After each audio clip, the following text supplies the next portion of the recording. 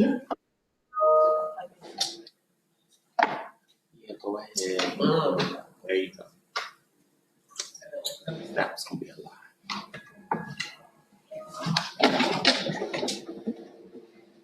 All right. Good morning, everyone. Good morning. How are you guys? So we will pick up where we last left off and start talking about treatment approach. So generally with tobacco cessation, we really utilize two modes of treatment. So we want to utilize behavioral therapy, sometimes also known as cognitive behavioral therapy, as well as pharmacotherapy, to have the best outcomes possible. And then this is really and truly considered the gold standard. So in tobacco cessation, we always want to utilize that cognitive behavioral therapy, remembering that a lot of these habits that are learned with tobacco use is that, exactly that, it's a habit. It's habit forming until we want to redirect their habits and their associations with tobacco use and with smoking in general. So we want to utilize our cognitive behavioral therapy and then pharmacotherapy to aid in their success. With behavioral therapy, it's a form of psychological treatment that's based on really 4 core principles. It's a physiological problem that is based on a faulty or unhelpful way of thinking, a psychological problem based on learned patterns and habits formed due to repetition, and then learning better ways. Really, we want them to learn better ways of coping with the psychological problems to assist with alleviating the symptoms that they're experiencing. So essentially, we want to figure out how we can reframe their habits and patterns so that they can relearn new habits and new patterns to help aid in their smoking cessation. And this this behavioral therapy is used in combination with motivational interviewing, which we'll talk more about in a little bit. Now, in terms of behavioral therapy, what's really the purpose? It's really a technique used to change the thinking patterns that I discussed earlier. So it's really utilized to recognize the barriers and reevaluate ways to overcome those barriers, to gain a better understanding of the barriers. So kind of what is your patient thinking, what their thought process, and then help identify motivating ways to help them become non-smokers. Next, we want to utilize this also to create a plan for solving that problem. We can help them create new skills to cope with the cravings and barriers to quitting. And then also it helps them develop confidence in their ability to quit as we work through, as we utilize our motivational interviewing and work through those behaviors. Now, we have various techniques that can be utilized to assist with cravings, and we can use the 5 Ds to work through this. So things that we can recommend to patients to help when they have a craving include the 5 Ds. So the first D, delay. So wait a few minutes. Hopefully that craving will pass. Now, waiting a few minutes, I always tell patients we also want to do this in combination with some type of pharmacotherapy agent. And we'll talk a little bit more about that later, but that waiting a few minutes to see if that craving passes is one technique they can utilize. I also recommend distraction. So finding something to take their mind off the craving, something that they enjoy. So for example, I had a patient that was into playing the guitar. I said, well, during those cravings, how about we take that time to work through and you can practice playing the guitar. Those are ways to distract yourself in those moments of cravings. We can also recommend that patients do deep breathing.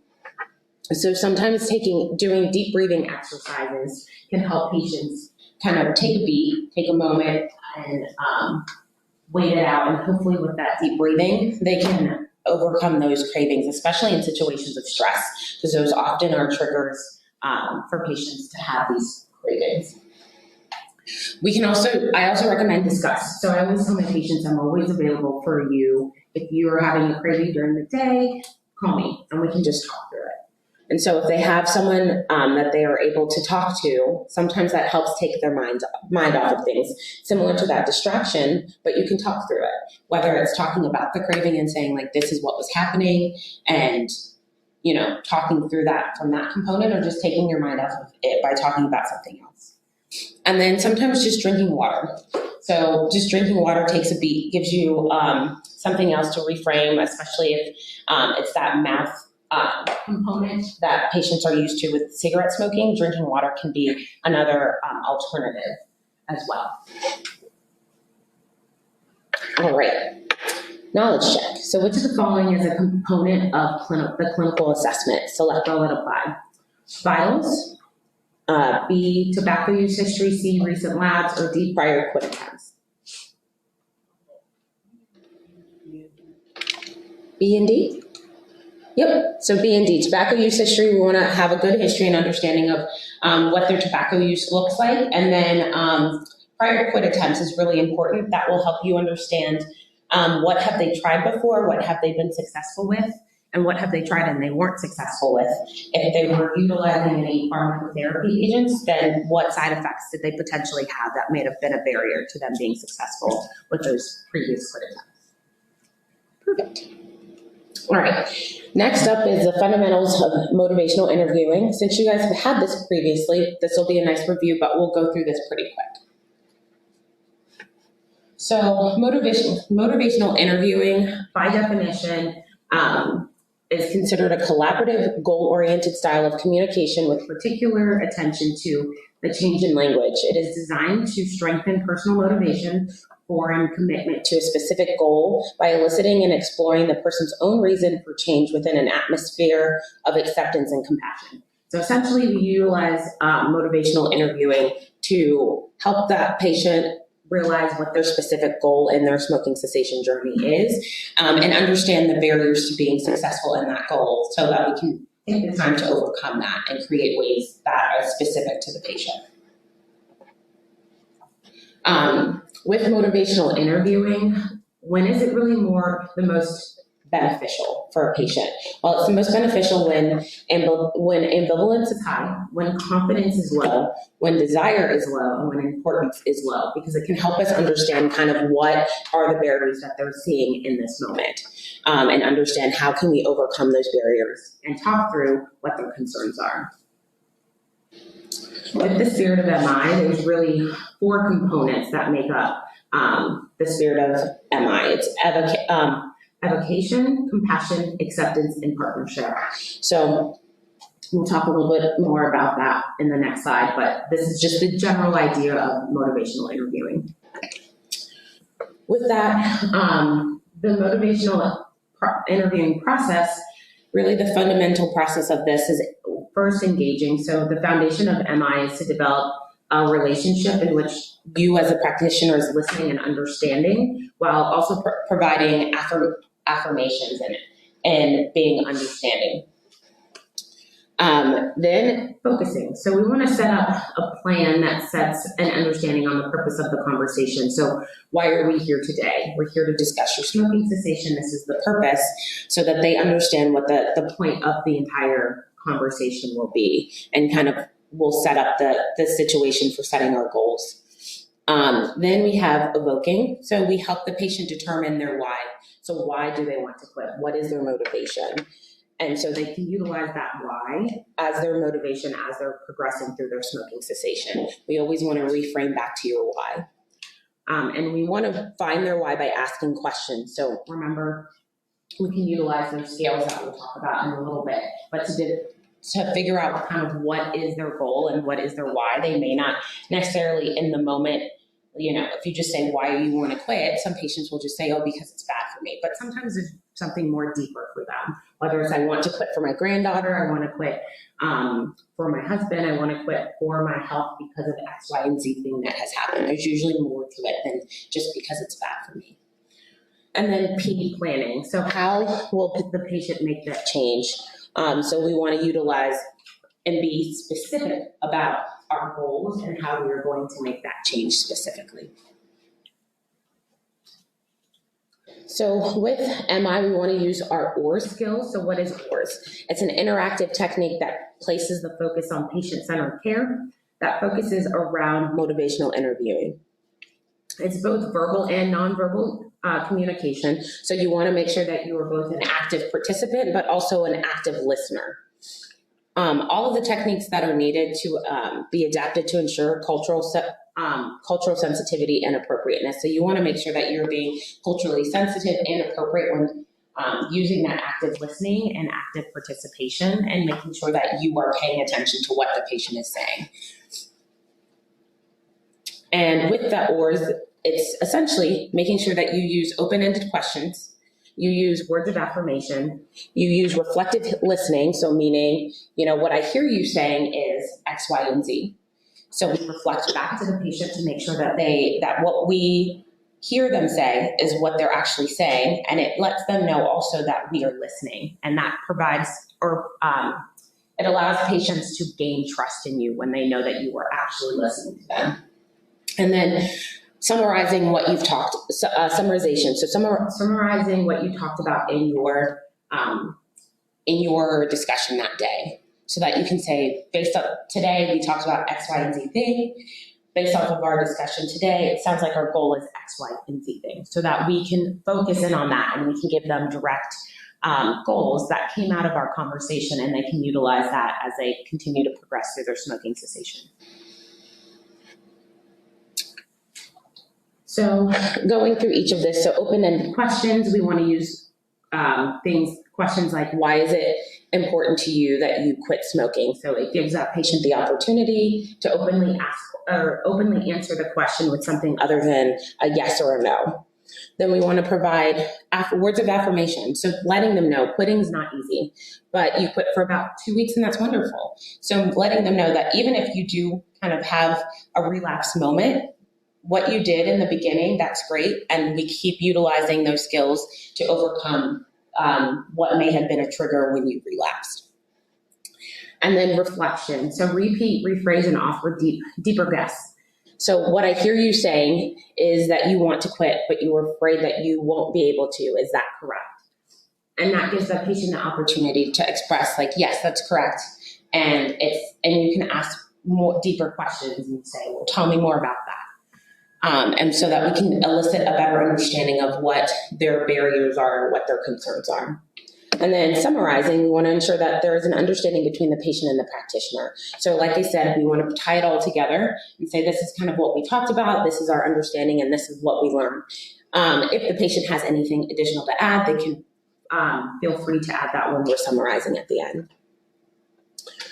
We want to make sure that we're attending to a language of change. So discussion is more focused on change rather than the sustained behavior. We don't want to harp on the sustained behavior that they keep having. Like, you are constantly smoking around dinner time. Okay, well, we want to focus more on, well, instead of smoking around that dinner time cigarette, how about we utilize maybe some of your NRT, or we talk about utilize some of those 5D techniques. And then you want to make sure that you have a good exchange of information. This is a conversation and it's a two-way street. It should not feel like you are yelling at the patient, or like you are just talking down to the patient, right? You want to make sure that they are heard and that their concerns are heard, and that you are participating as an active participant, but also, very important, you are actively listening to their concerns and to their story. All right. Knowledge check. So which of the following is a component of the spirit of MI? Select all that apply. A, partnership. B, engaging. C, planning. D, compassion. Or E, acceptance. A, E. Perfect. Yep. A, D, and E. Partnership, compassion, and acceptance.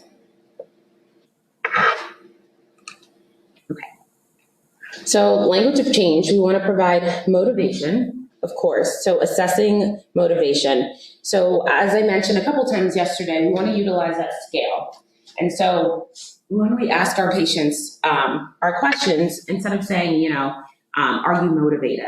That's not helpful. They'll say yes or no, and you won't have a good understanding or a way to quantify it. But if we utilize the scale, it can give the patient an opportunity to think through kind of like, if I had to guess or like think through it, this is kind of where I'm at with my smoking cessation. So as a provider, you can say on a scale of 0 to 10, with 0 being not at all motivated to give up smoking, and 10 being I'm 100% motivated to to give up smoking, what number would you give yourself at this time? Let's say a patient says 4. This is when you can use those motivational statements. So why would you give yourself a 4 and not a 1? Gives you an opportunity to understand why they are more motivated and kind of what are their motivations. And then you can reverse it and say, why would you give yourself a 4 and not a 7? That gives you an opportunity to understand their barriers. What are their concerns, or why do they think that they're not quite there yet to quit? And you can utilize that to create a plan to help them overcome those barriers. And then you can ask additional questions of what is it about smoking that concerns you? So you can understand what is their motivation to quit. And a lot of times it's things along the lines of health risks, certainly. But it may also be like, I'm concerned that my daughter's learning these habits and I don't want her to be a smoker when she grows up. So you can use those as additional goals so that they understand. Yep. Planning is not a part of the spirit of MI because it's more of like an or skill. It's not, when we talk about the spirit of MI, it's these 4 specific things: education, partnership, acceptance, and compassion. Planning is more so part of the fundamental process, but it's not a specific core value of the spirit of MI. Makes sense. I'm thinking that everything sits around planning, because if you don't have a good plan, you probably will not be able to achieve anything. Sure. So, yes, it's important to have a good plan, but when we talk about the core values of MI, it's just these 4 things. Because we want to make sure that we set ourselves up with these 4 components: partnership, acceptance, compassion, and evocation, so that it creates a safe space for the patient themselves. Planning is a part of the process, and we can utilize that itself in MI, but it's not the main focus. You could technically include planning without using motivational interviewing. Does that make sense? Like, I can always give you a plan on what we're going to do for your smoking cessation or for your cardiovascular risk, but that doesn't have anything to do with your, yeah. So it's outside of that. Okay. I have a question. Yeah. How would you handle it was pretty clear there, how would you handle, in the middle of the scale, questions for motivational interview? The example that you gave went 3 numbers below, 3 numbers above, just to have the mental frame of the patient to think about, what pushed you down or what would push you forward. But how about if the patient comes back saying that they are 0 on the scale? Do you just move on? And how about 10? How would you handle the interview if it's a 10 or a 0? Yeah, good question. If it's a 0, I would still ask, why did you give yourself a 0 and not a 3? Something that's reasonable. And so we can talk through what their concerns are and what their barriers are. It's hard to evaluate, the opposite end. Of course, you can't go to a negative number because that wouldn't really make sense, but you can ask them, you can move on past that and ask questions like, what is it about smoking that concerns you? So in those cases, I want to understand kind of what they foresee as a barrier and why they're not there yet. Because that kind of goes back to those, to understanding what their barriers are. At this time, that they aren't motivated at all. So asking them, or going under would be not helpful or useful at all because you're not motivated at all. So maybe this is not the best time for you to go through tobacco cessation. Likely someone who's a 0 isn't even going to come see me. Does that make sense? But that's when I would utilize my 5As and continue to utilize the 5As at each touch point with the patient. Because eventually they will go from a 0 to a 3. And that's progress. Does that make sense? And then for a 10, that's great. You're super motivated. So I would ask them, why are you a 10 and not a 7? So we understand what their goals are, what their motivation is. I don't need to convince you really, you're ready. You're 100% ready. We don't need to do anything. We just need to start setting up what are our goals and what's your motivation and make a plan from there. Okay, perfect. So then I also want to assess how confident they are. So same thing, same scale, same question. So how confident are you that you could quit smoking in the next 30 days? So it's important to be specific and give a number. If you just say how confident are you that you'll be able to quit, they'll say, oh yeah, I can. You haven't given them a timeline. So you need to be specific in what your question is. So even if it's in the next 45 days, that's fine. I just use the next month as like a round figure and something easier for patients to quantify a month time. So how confident are you that you could quit smoking in the next 30 days on a scale of 0 to 10, with 0 being not at all confident that I can give up smoking and 10 being I 100% can give up smoking? And so if the patient says something like 5, my questions to them are, why would you give yourself a 5 and not a 2? Once again, understand what their barriers or to this lack of confidence in their ability to quit is. And then why would you give yourself a 5 and not an 8? In order to understand, yes, the barriers in that instance reverse. And then 5 and not a 2 so that we understand what their motivations are. And then in those moments, you can work with the patient to brainstorm ideas and provide information on what has worked for other patients or what clinical data you have to help them be successful in their smoking cessation. So what has worked in the past?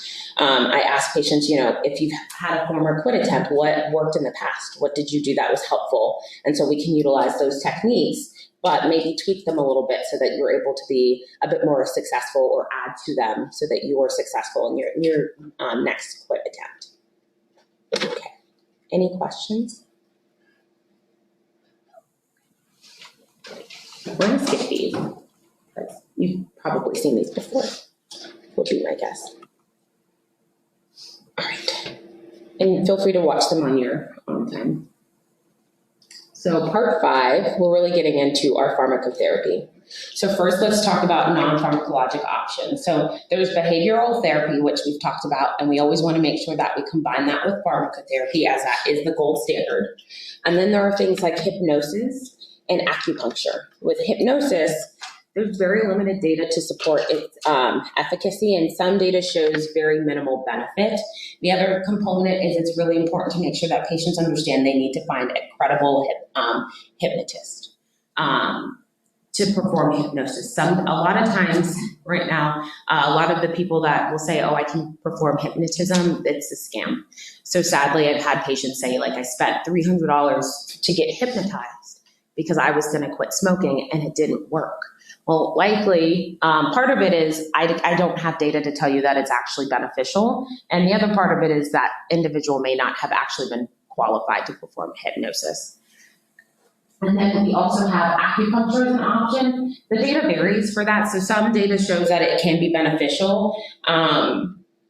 But generally, there's not been any benefit shown for long-term use. So it's best to just utilize cognitive behavioral therapy because we know that has the most data behind it and backing to show that it's the most benefit, because we want to reframe those patients and redirect those patients' habits and barriers to quitting, versus these other options aren't really reframing or refocusing any of those things, just aids as an optional adjunctive therapy.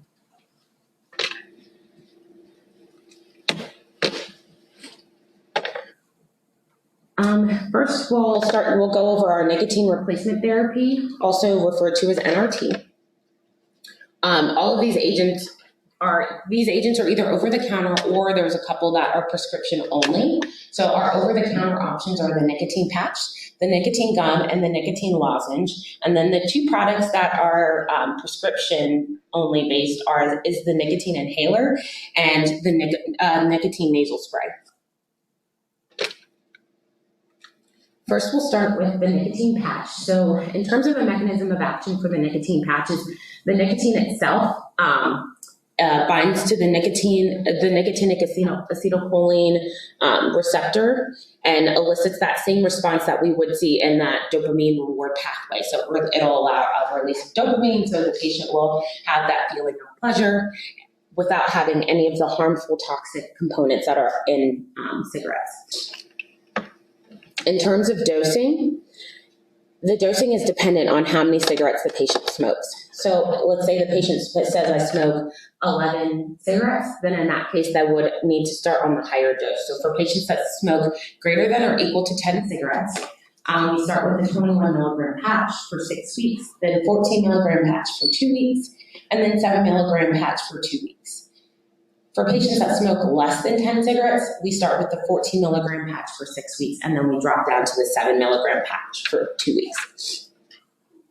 In terms of adverse effects, what we often will see are things like skin irritation, which can be avoided. So in terms of a counseling point for patients, we tell them that they should rotate the site of the nicotine patch. So they want to make sure that they place it somewhere on their upper body, but rotate the sites. So I tell patients, if you put it on your left arm one day, move it to your right arm, then you can move it up to your right shoulder the next day, and then over to your left shoulder the next day. That helps minimize that skin irritation that patients experience as a side effect.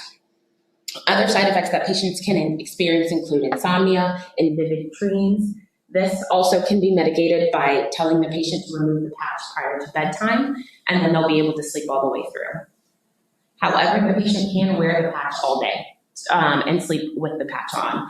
And the only time I tell them to take it off is if they do experience that insomnia or vivid dreams. Other side effects that patients can experience include headaches, feelings of anxiety, as well as arrhythmias. So I counsel patients on all of these so that they're aware and tell them to let me know if any of them occur so that we can work through and talk through them. What's the problem with having vivid dreams? What is the problem with having vivid dreams? Yeah. Why is that an issue? Sometimes the vivid dreams are nightmares and they're not fun. So we tell them that they're vivid dreams so that they're not alarmed. Sometimes the vivid dreams elicit themselves in different ways, but then it causes difficulty for the patient to sleep if they have very vivid dreams, and it'll interrupt their REM cycle. Yeah. All right. The nicotine gum and lozenge, same mechanism of action as the nicotine patch. In terms of dosing, it's dependent on when they have their first cigarette. So if they have their first cigarette in less than 30 minutes of waking, then they get the higher dose of 4 milligrams. But if they have their first cigarette in greater than or equal to 30 minutes, then it's 2 milligrams. So that's why it's also very important to ask that question of how soon after you wake up do you have your first cigarette. Some of the adverse effects that patients can have with the nicotine gum and lozenge include headache, nausea, dyspepsia, heartburn, and oral irritation. I always tell patients, just let me know if you have any of these, and then we can talk through them. But a lot of the nausea and heartburn that patients experience has to do with with swallowing any of the saliva that they produce while using the nicotine gum or lozenge. So if the patient utilizes the products appropriately, they shouldn't have any of the nausea or vomiting. But if they, for example, if they chew the nicotine gum like regular gum, they will produce a lot of saliva. They'll swallow all of that and it'll go straight to the stomach. And as I mentioned yesterday, mentioned yesterday, nicotine is an irritant to the stomach, and that's part of the reason that it also causes that skin irritation. In terms of clinical pearls, so it's very important to tell patients don't eat or drink any acidic beverages or have any acidic meals around within 15 minutes of using the nicotine lozenge. And that's just because it decreases the efficacy of the nicotine gum and the nicotine lozenge, and they won't get the most benefit out of it. So patients, for example, will say, I have a cigarette with my coffee, and so can I use a piece of nicotine gum while I'm drinking my coffee? The answer is you shouldn't. They could, but they just won't get the most effect out of that product. So I always tell them, have your coffee, then wait 15 minutes, and then you can use the gum. So in terms of using the nicotine lozenge or gum, as I mentioned, there's specific ways that we want the patient to utilize them. So with the gum, we tell them to chew the gum until they have a peppery, tingly taste. And then we tell them to park it. So park it means just let it sit between your cheek and gum and let it just sit there. And then over time, they'll notice that peppery, tingly taste has started to go away. Once they notice that it's gone, they should start chewing the gum again. It reactivates the nicotine and gives them another dose, essentially. And once they notice that peppery, tingly taste returns, then they should let the gum, they should park it again and let it sit between their cheek and gum and continue that process until it no longer gives them a peppery, tingly taste when they chew it. And that's usually within 30-ish minutes.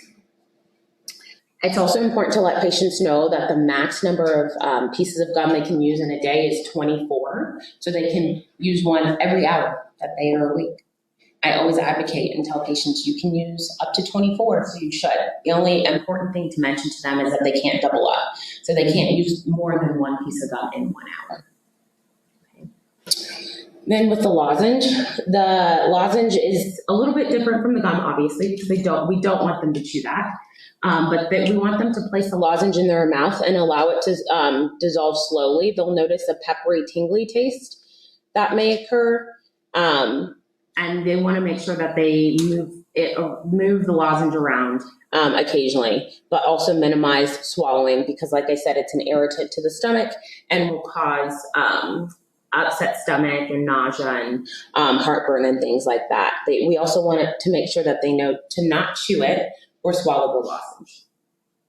With the lozenge, the max number is 20 lozenges a day. So that's almost 1 an hour throughout the day. Most patients will not use the max, but it's important to make sure that they know that they can use that many because sometimes they get concerned. They're like, I don't want to use too many. Well, in this case, unless you double up in that hour, you'll be fine. No concerns of too many. Something that I always tell my patients, and it's really important in smoking cessation, is that when they're first starting to use the nicotine gum and lozenge, when they're first starting smoking cessation, to just schedule it. So you'll see on the box, it'll say use as needed. And in this case, I don't recommend to use as needed. I say use one every 1 to 2 hours scheduled. The reason we do this is so that we can get ahead of the cravings. If the patient waits until they have a craving start and they say, I think that I might be able to get through it without anything. And then they say, I don't think I can get through this. And they use one of the pieces of gum. It takes about 5 minutes for them to have any activity. And so do you think a patient will wait 5 minutes if they're having a really bad craving?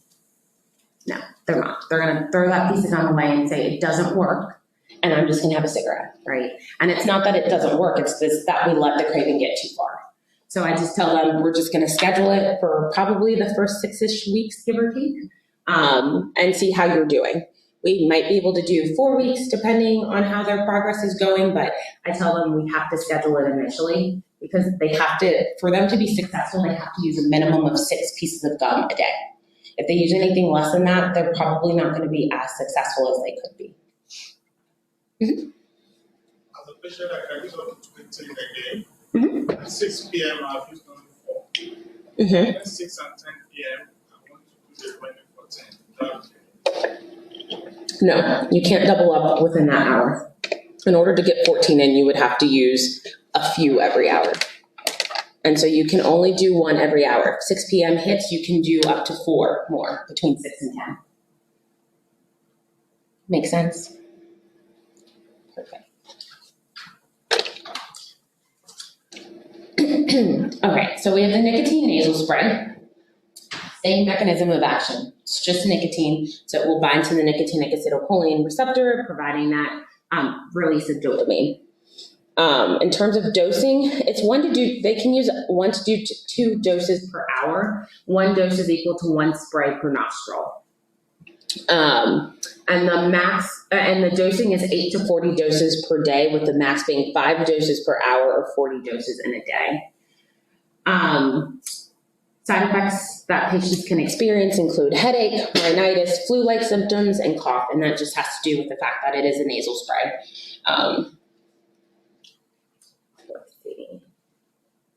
In terms of how to use the nasal spray, so it's important to let patients know that they need to prime the nasal spray before using it.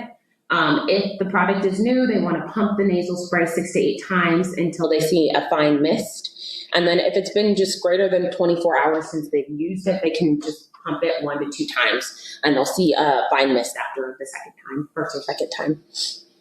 In terms of how to use it, so you want to tell the patient to clear out their nose, to blow their nose prior to using it. Then they want to tilt their head back, insert the tip of the nasal spray into their nostril, breathe through their mouth, and instill 1 spray in their nose. It's important that you tell the patient do not sniff, swallow, or breathe through your nose while instilling the nasal spray, because where the nasal spray is absorbed is through just the nasal passage, like through the mucosa in your nose. It is not absorbed through your sinuses. They will not get any benefit if they breathe it in. And then you just tell the patient, now you just have to wait 2 to 3 minutes before you blow your nose. And then after that, if they want to blow their nose, they can. So just an important piece. In terms of the use of this, some patients don't really like this because it's just a lot of work versus the nicotine nasal spray or nicotine gum and the nicotine lozenge. So I tend to go towards that first prior to offering the nasal spray, but it's certainly a good option. But remember that this is a prescription. So they'll have to get this from a prescription from a provider. Then we have the nicotine inhaler. Same mechanism of action. In terms of dosing, it's 1 cartridge every 1 to 2 hours.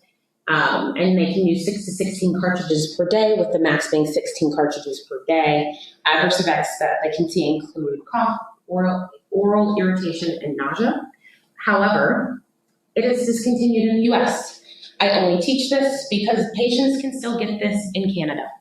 And patients will go get it in Canada. And so it's important to at least know, what the dosing is and what some of the adverse effects are, because you could have patients come to you to ask you about it. But generally, they will not be able to purchase it here. Why is that? The reason that they can't purchase it here is because there is a resin that is needed to manufacture it, and they can't get it in the US anymore. So they just took it off the market. However, Canada still has the ability to obtain that resin.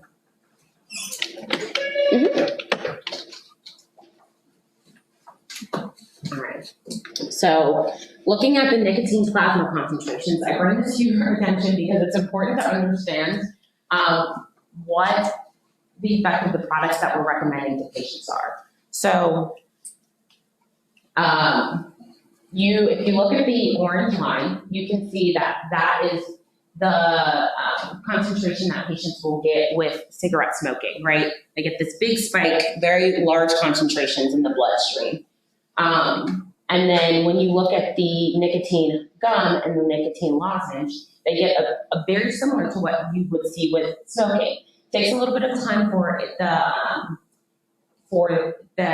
gum and the lozenge to elicit a response, but they'll get a large spike and then it'll level out. And that's just essentially the gum and lozenge are no longer working at that point. But when we look at the nicotine patch, it provides sustained release over time, right? And so it's important to have that understanding because we can explain to the patient, it's very similar to what you would consider, right, with some type of sustained release product.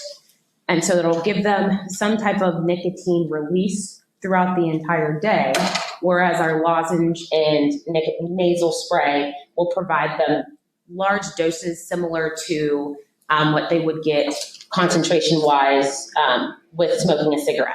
Not as large, of course, not as much of a concentration as you would see with smoking a cigarette, but a similar dosing, so that you would see a big spike and then it levels out.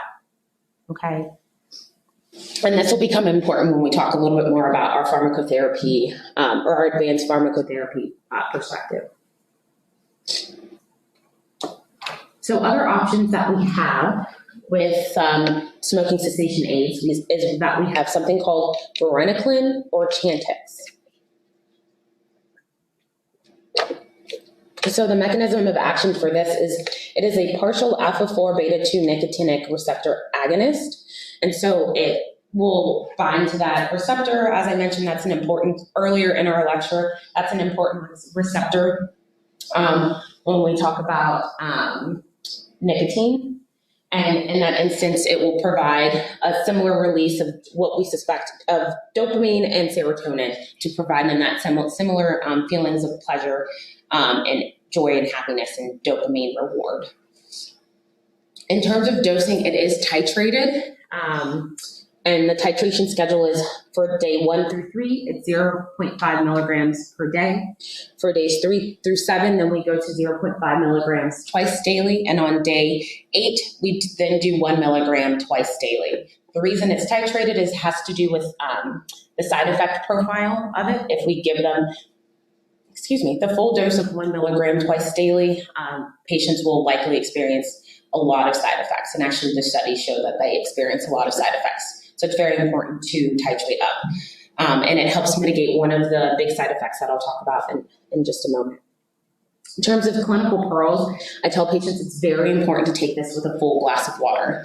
If they don't take it with a full glass of water, they will definitely experience a lot of nausea, which is one of the side effects of this medication. It's a very big side effect, and it's part of the reason that it's the big reason that we do titrate up to the goal dose.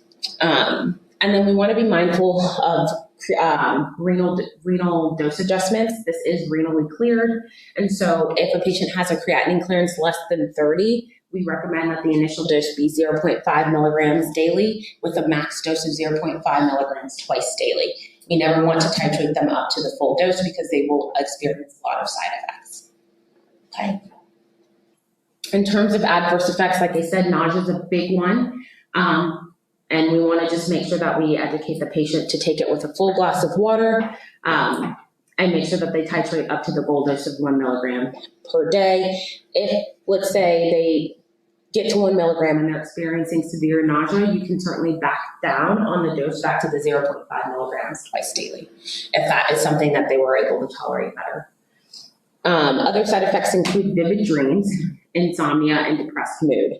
With the vivid dreams, I do tell patients that they need to report that pretty immediately because it could range on what type of vivid dreams. I've heard a range of vivid dreams. I've heard things like I've had severe nightmares that were very bothersome and very troublesome.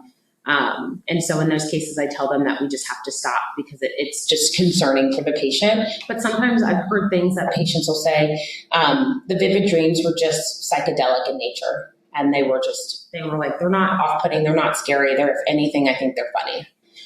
For example, I had a patient tell me that she had a dream that Snoop Dogg she was serving Snoop Dogg at a diner. I was like, oh. She said, it doesn't bother me though.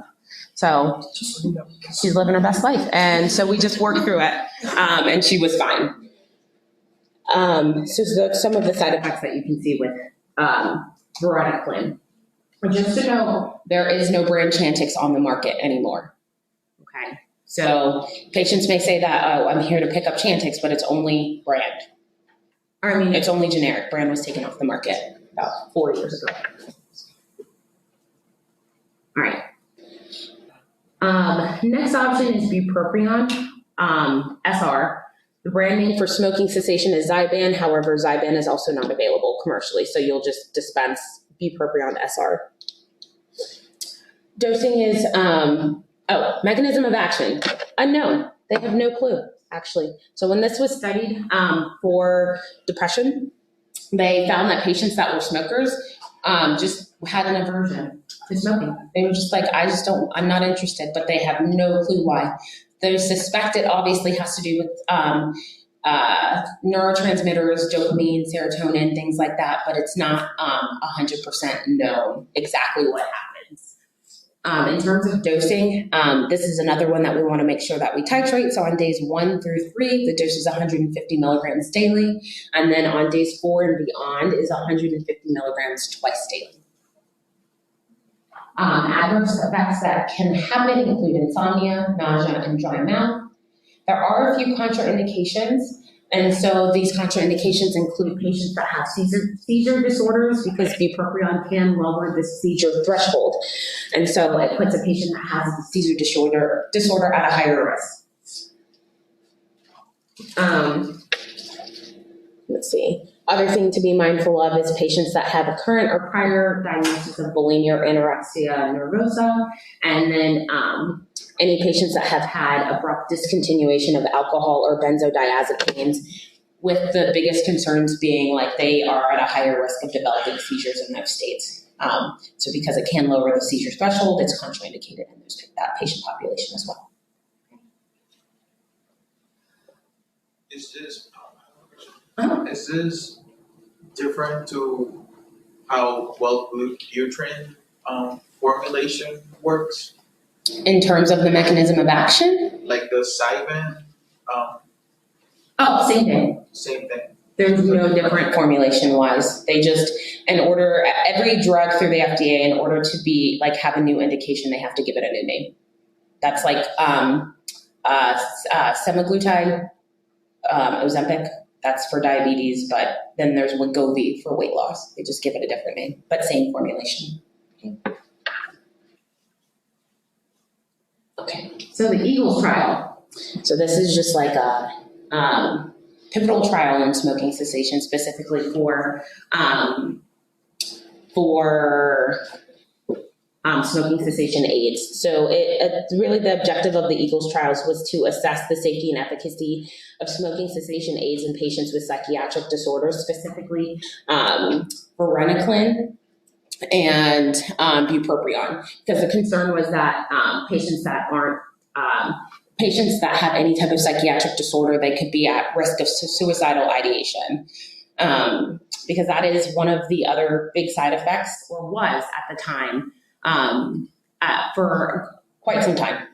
That has been removed because of the Eagles trial. So prior to the Eagles trial, there was this big box warning saying should not be used in patients that have a psychiatric disorder because of this risk of suicidal ideation.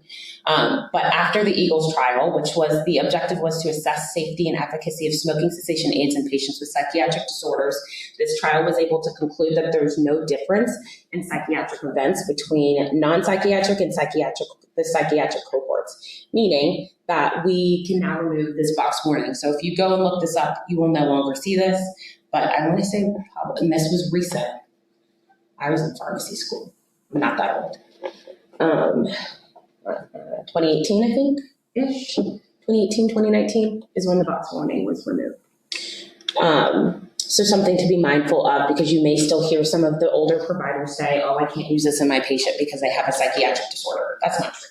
The Eagles trial debunked that, and so it's safe to use in patients. We just want to be mindful that we utilize it in patients that are more stable in their treatment and in their psychiatric disorders at that time. If there's any instability at the time, fluctuating doses, titrating, and things like that of their psychiatric medications, we might just hold off for that time and maybe utilize an NRT product until they are stabilized, and then we can reconsider varenicline or bupropion. Okay. All right. Knowledge check. So which of the following medications is prescription only? Select all that apply. A, nicotine patch. B, varenicline. C, nicotine lozenge. D, nicotine nasal spray. E, nicotine gum. B and D. I heard B and D. Perfect. Yep. So B and D, varenicline and nicotine nasal spray.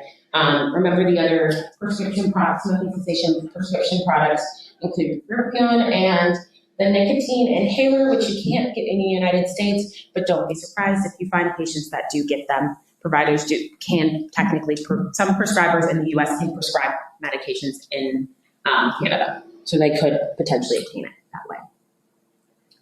All right, great. All right, so going through advanced pharmacotherapy. So we have several different pharmacotherapy approaches. We have pre-quit NRT use, meaning we just recommend starting NRT prior to setting a quit date. Combination therapy, which is very important, and I utilize this for all of my patients for the most part. And then extended treatment. Combination therapy. So essentially, there have been studies that have been done that shows better control of short-term abstinence and more likely to target multiple receptors when we use combination therapy. Who is this best recommended for patients that are motivated, patients that are adherent, patients that are experiencing significant withdrawal symptoms, and then patients that have a high nicotine dependence. So remember, we talked about nicotine dependence, and these patients that have high nicotine dependence, which is a lot of the patients that I have, I recommend combination NRT or combination pharmacotherapy. So that could be combination NRT. So that's the combination of a long-acting plus a short-acting NRT product, which has been shown to have better abstinence in patients, and this is FDA approved. So if you want to use a nicotine patch plus a nicotine lozenge or gum, that would be reasonable, and that's often what I will start in my patients. The other option is to utilize maybe combination NRT plus bupropion, or utilize NRT plus bupropion, so you could try the nicotine gum with bupropion or something like that. However, there is limited data available to support efficacy. It is FDA approved, though, to use bupropion plus NRT. So it's still an option. Data varies, but is not wrong at all, and still, like I said, targets multiple pathways so that patients are successful. Then finally, we have varenicline, which also has limited data that shows the treatment is safe due to some of the side effect profiles. However, it does have very good outcomes. So in these cases, you can use varenicline plus NRT, which was seen to be superior than NRT alone. But as I mentioned, one of the big side effects for varenicline, right, is nausea. And depending on which NRT products we use, we also want to be mindful of nausea as well. So you just want to be mindful and monitor for side effects when you utilize varenicline plus NRT. Typically, this is combined with a short-acting NRT, and so that's why I mentioned the nausea specifically, because remember, a big side effect of the nicotine gum and lozenge can be nausea. Some of that has to do with making sure that the patient is utilizing the products appropriately. But something that also is a side effect of varenicline, so we want to just monitor, and if that becomes bothersome for the patient, then we just have to switch up our plan. This is just to show you some of the success rates with combination therapy. So as you can see, placebo had 13.8% abstinence rate. When we look at varenicline alone, we have 33.2% abstinence rate. And then when we look at the long-term patch plus gum or spray, we have 36.5%. And then the patch plus bupropion is 28.9%. But everything listed here, for the most part, the highest ones are the combination therapies when you compare them to NRT alone, apart from varenicline, which has been shown to have very high abstinence rates. Okay. Then we also have extended duration of therapy. So as I mentioned, you probably saw with the nicotine patches, they all have like these very strict dosing guidelines, 14 milligrams for 6 weeks and then 2 weeks for the 7 milligram patches. Often in practice, we don't do that. This is mainly because some patients aren't as successful with such a stringent timeline.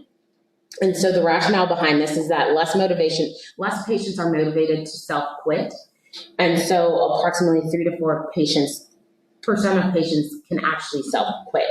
And so for that reason, there is this recommendation that extended duration of therapy will provide them more time to wean off of, to get used to those withdrawal symptoms and get past the withdrawal symptoms. That can last between 6 and 8 weeks, generally.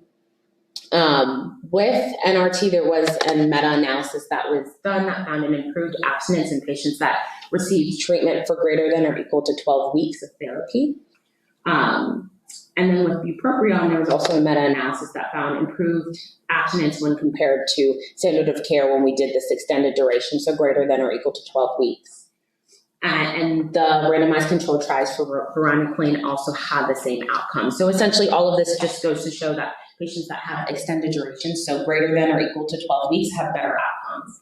Typically, this is done by doing 6 months of NRT or some type of therapy, and then sometimes, for the most part, we do an additional 6 months, or we do a first first 12 weeks and then additional 12 weeks for a total of 6 months, of therapy. And then at that point, we will decide whether or not it's best to come off of therapy, switch therapy, or if they should continue something for a little bit longer to help control some cravings and breakthrough. So typically, all of this is say duration of therapy is about 3 to 6 months. If your patient has quit after 3 months, then we do an additional 3 months just for an additional washout period or whatnot, just to make sure that the patient is has fully had time to adjust from their withdrawal symptoms and has been able to be successful in quitting. All right, so I know I mentioned earlier we talked about e-cigarettes. I wanted to bring this up because this was recently published in the New England Journal of Medicine. It was the ESTEN study that assessed the use of e-cigarettes for smoking cessation. So they compared e-cigarettes plus the standard of care versus the standard of care alone. And there were 2 intervention groups. The intervention group received smoking cessation counseling plus e-cigarettes in varied concentrations. And the control group received smoking cessation counseling plus smoking cessation aids. They just wanted, the primary outcome was just to assess continuous abstinence from tobacco smoking for 6 months. Then they had a few secondary outcomes that I have listed here. The results of this trial showed that essentially smoking cessation counseling plus e-cigarettes yielded a statistically significant abstinence from tobacco smoking compared to control groups. All of this to say that based off of this study, they say that it's useful to utilize e-cigarettes to help and aid in smoking cessation. Now, keep in mind that this is a short-term study. And so this was 6 months, right? And so as I mentioned, most people, when they try utilizing e-cigarettes, they end up on it long-term if someone's not monitoring. So with this was a controlled environment. They were able to be on this product and hopefully stop at the end. But this study just says for short-term use, it's efficacious. Doesn't say too much about safety. We don't know what that did to their lungs short-term, but it did get them off cigarettes. And that just goes to show that for a short-term benefit, there could be some use there. However, the data for long-term safety and efficacy is lacking. So for that reason, I still don't recommend e-cigarette usage for patients. Mm-hmm. This study, when it says it gets them off tobacco, would that mean that they left tobacco and went to e-cigarettes? Or they left tobacco and e-cigarettes combined? They have to be off of cigarettes, like no for traditional cigarette smoking. They probably went to e-cigarettes. They had to go to e-cigarettes, I guess. What do you? What I'm asking is, I thought what we are trying to do is to stop them from other e-cigarettes or any kinds of smoking. Mm-hmm. So if they migrated from traditional smoking to e-cigarettes, would we achieve anything in the study? So I wanted to understand that. Oh, yes. The goal is that this was short term. So this was only for a 6 month trial period, and the goal would be they would completely stop any form of inhalation at 6 months. And so they just use it as an aid, similar to like your nicotine inhaler that I told you is no longer on the product or on the market here in the US.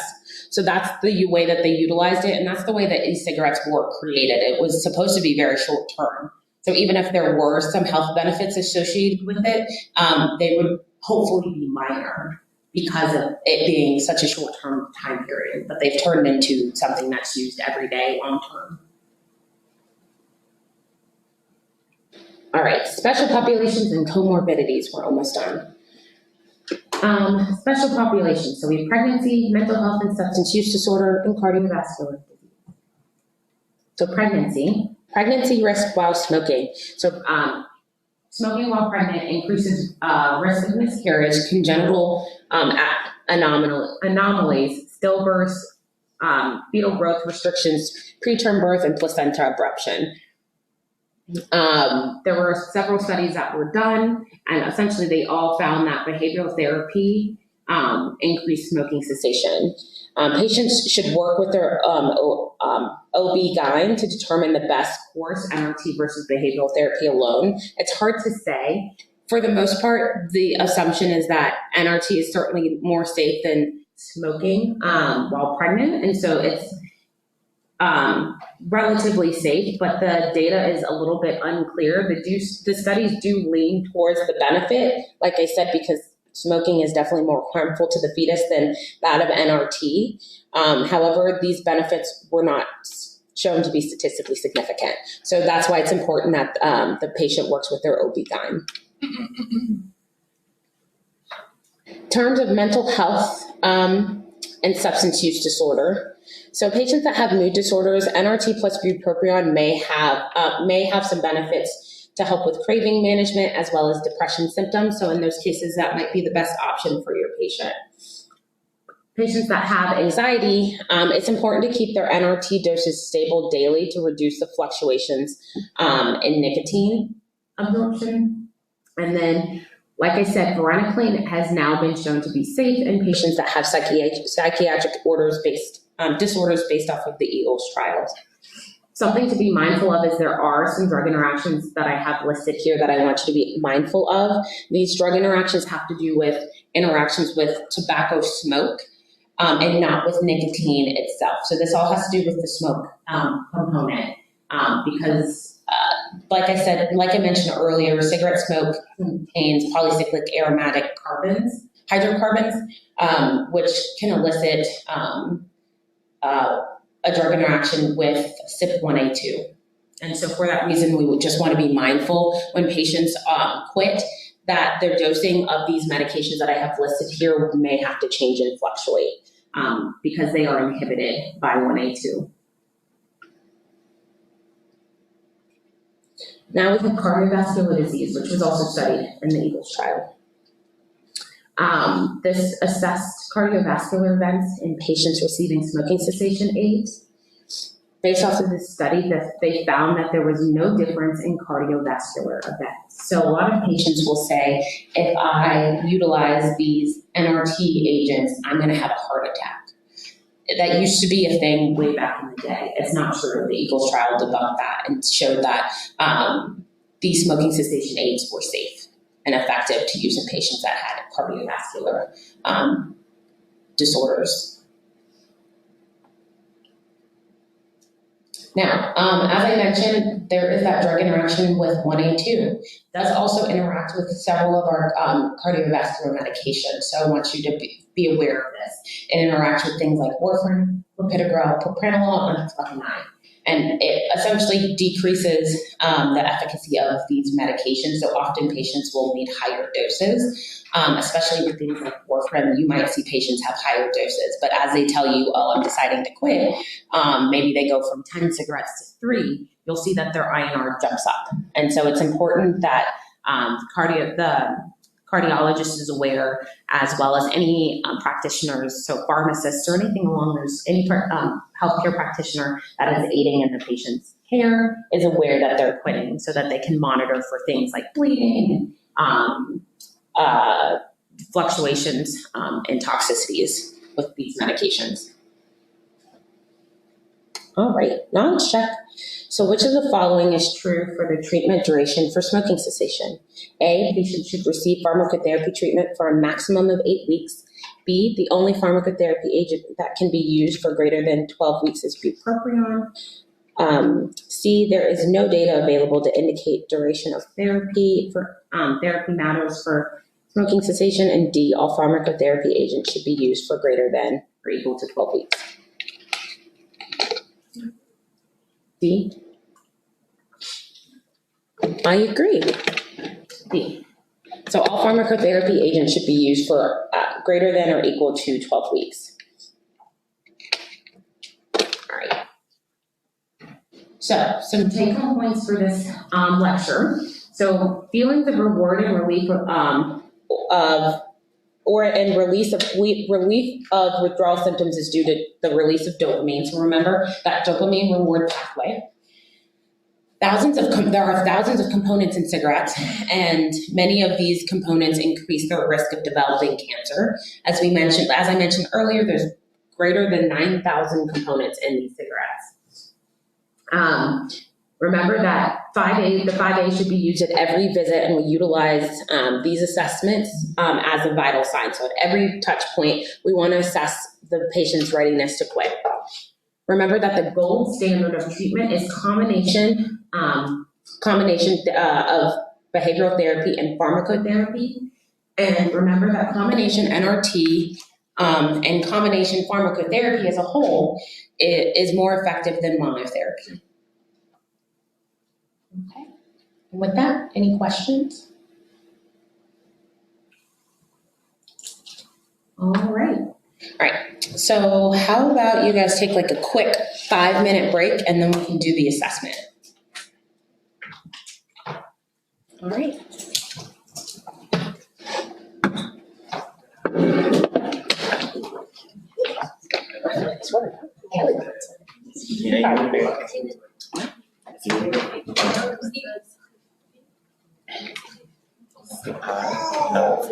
Sorry, I shut it off. So ready to be done.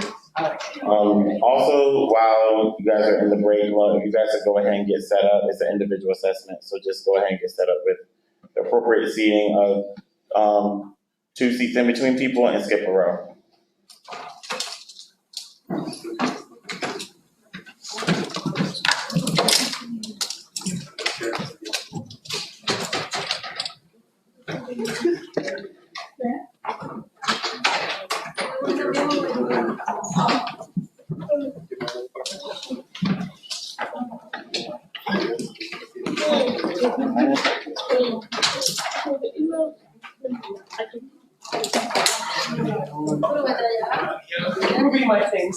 Yeah, so I pick today, tomorrow, just pick whatever time you want and respond.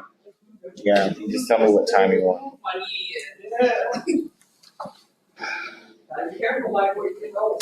Yes, sir.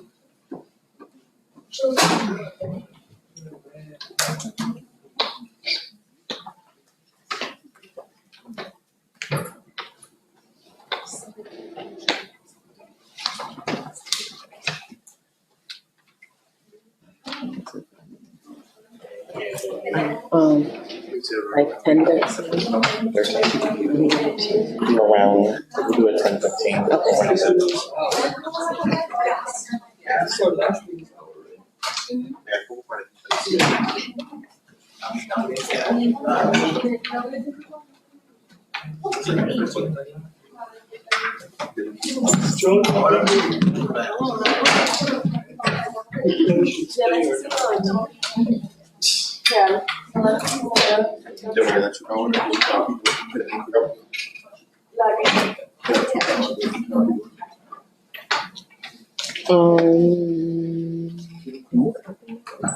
It's open. Good.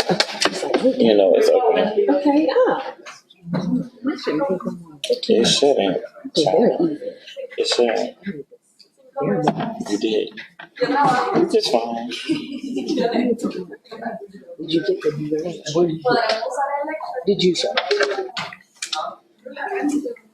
Damn it, let's skip around. You turn them on. Is this open? Yes. You just learned it. Just learned it. It has to be open. Yeah.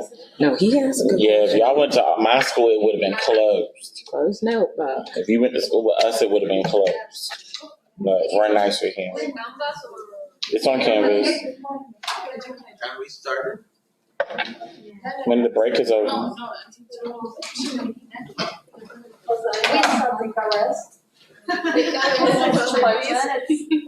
When the break is over and when everyone's seated appropriately. Because you're not.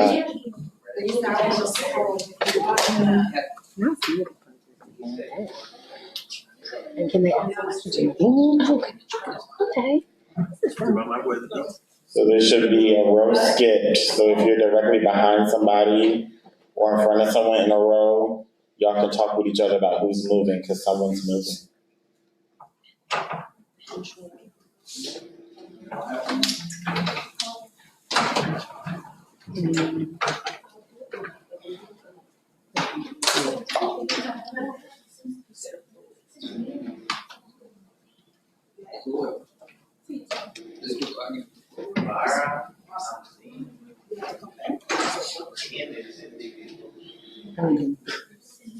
figure.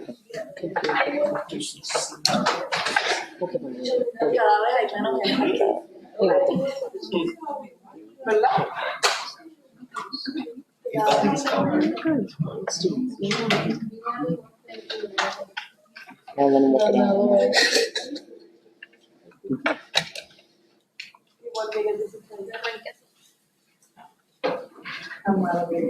I pedí personalmente. What you got after that? After this, we prepare to teach tomorrow. I need the preparation. I think tomorrow. And grade this. You sent the key, so I can. And you might just have to refer to, because one of the questions was like literally anything outside. Yeah. This one. Okay. All right, you guys. All right, you guys can go ahead and start. It's open note. You guys can ask us questions, and you're dismissed when you're done. It should be a file upload, so just upload the document.